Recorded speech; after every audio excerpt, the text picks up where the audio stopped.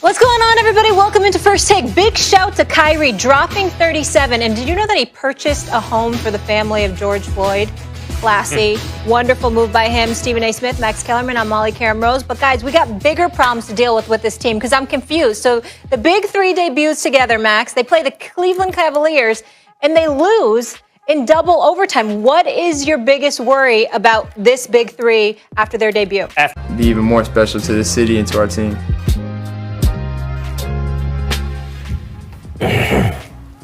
Fantastic work from Mark Spears. And the end of his story is that the Vatican, which hosted several NBA players in the offseason to discuss their push for civil rights, actually called the Hawks and asked if they could send their MLK jerseys to Rome. And on Friday, the Pope blessed them That's awesome. to honor their shared commitment to making positive change in social equality, economic empowerment, and love. We have a Pope now who puts out statements that quote love. I am all for it. And we now welcome in the man who has covered all of this so beautifully, Mark Spears from The Undefeated. Mark, I love that feature we just watched. Thank you for joining us today. And look, I want to talk to you because no one has covered this better and more thoroughly than you. How has this past year of civil unrest in this country changed the NBA? Well, I think what we learned from the players is there's strength in numbers. You know, Rachel, you were with me in the bubble and seeing those social justice jerseys and Black Lives Matter on the court, seeing the 3-day revolution in which the players decided not to play.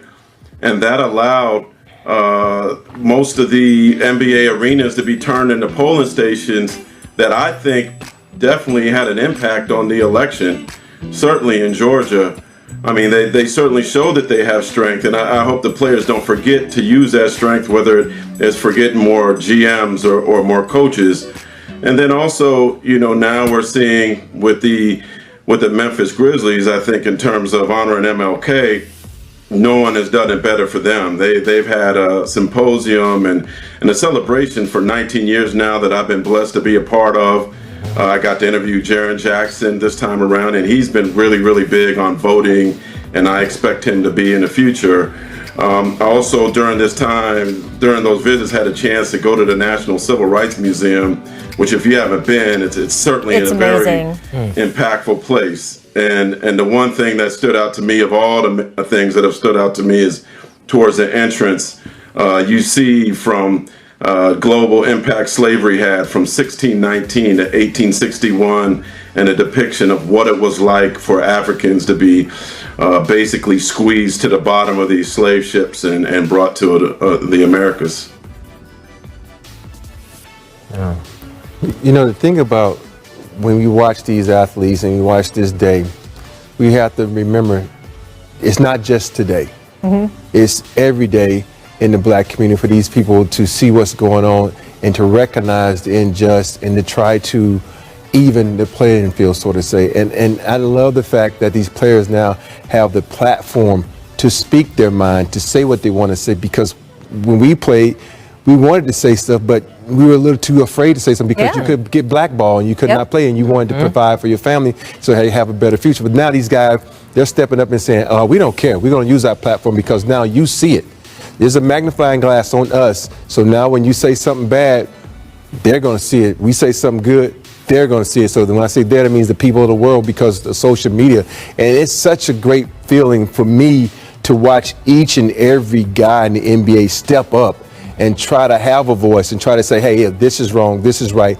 And just to try to bring this world together, because right now we have a lot of issues with social justice, the COVID-19. So today is a proud day for me to see these people step up. And I got to say this, Atlanta, send me one of those jerseys. I love them, man. Send me a jersey. They are nice. There is no doubt. And look, things have changed, Robert, since you were playing in the league. First of all, the salaries endorsement money has gone up. So if you do get, quote, blackballed by one sponsor or one team that is not enlightened, you have other ways to take care of your family. But also, as Mark pointed out, strength in numbers, man. You had some of the biggest stars in the NBA when Dwayne Wade, Chris Paul, LeBron James, Carmelo Anthony stood up on that SB stage and said, we challenge all athletes out there. This is a priority to stand up for the people who are not being spoken for. Right. And I think that really unleashed an incredible sense of ownership from these young NBA players. We have an incredible crop of under 25 players in the NBA who do for their communities before they even do for themselves. And really, again, you have some of the elite players in the league taking a lead in it. In fact, Steven Jackson just let the cat out of the bag that Kyrie Irving has bought a house for the family of George Floyd. Big time. Floyd and Steven, of course, close friends growing up together in South Texas. Fizz, we've seen Kyrie be a leader. There's a lot going on with Kyrie Irving right now, but it should not escape anyone's attention. He has been a leader in this fight for social justice, and we've seen several other players step up. If you were advising some of the young players in the league, what do you think comes next for them? What can they do with this power that they now know they have? Well, I think you just got to continue to utilize your platform to elevate the community's issues, right? And really start thinking about law changing, right? And start getting into what is the root of the problem. And the bottom line is, what everybody's asking for is, can we get to a basic set of laws that everyone can live by so that no one's dying unnecessarily? I mean, I don't think that's a big ask when you really think about it. And I think the players just have to continue to keep that pressure on with the connection to the community and pushing that forward and using their platform to do it. You know, I was in that situation in Memphis when it wasn't popular and we were trying to get down statues of Nathan Bedford Forrest and Jefferson Davis. And I was feeling like Robert said, should I do this? Right. It was your first head coaching job. First head coaching job. I'm a young black coach. Will I suffer for this? Cap was just starting to kneel and stuff like that. And I had to do it because this is the home of Dr. King. And now you're starting to see corporate is getting behind these young people. And that's what's really pushing it over the hump, is that the corporate world is supporting our basketball guys and really starting to put pressure on all of these folks. Look at what happened with the Redskins. Right? That was a corporate push to change that name. And now what you're seeing is players are starting to recognize we got a lot of power here and they're using it the right way, and they got to keep that pressure going. Mark, what do you think is next for NBA players? Well, I hope they keep the education going. To Fizz for what he did in Memphis and what he did in New York, from a justice standpoint. But, you know, I remember talking to a young star player, I'll just say that, last year, and asked him about Martin Luther King. And he said, you know, he really did a lot of good things. That he was an important American. And it crushed me to hear a young black man say that. So I think there needs to, I don't depend on the schools. There needs to be more education at home. I mean, all he learned about was MLK and Rosa Parks and Malcolm X when he was in school.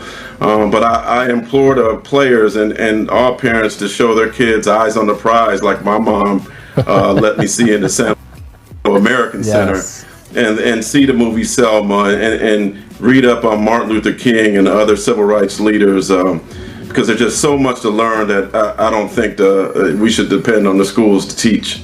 Education reform. You hear Donovan Mitchell talking about it all the time. All right, Mark, you're going to stick with us. Coming up, we're going to look ahead to the nightcap of TNT's MLK Day triple header between the Lakers and Warriors. Is James Wiseman already living up to the expectations for him in the Bay? Stick around to find out. We will discuss.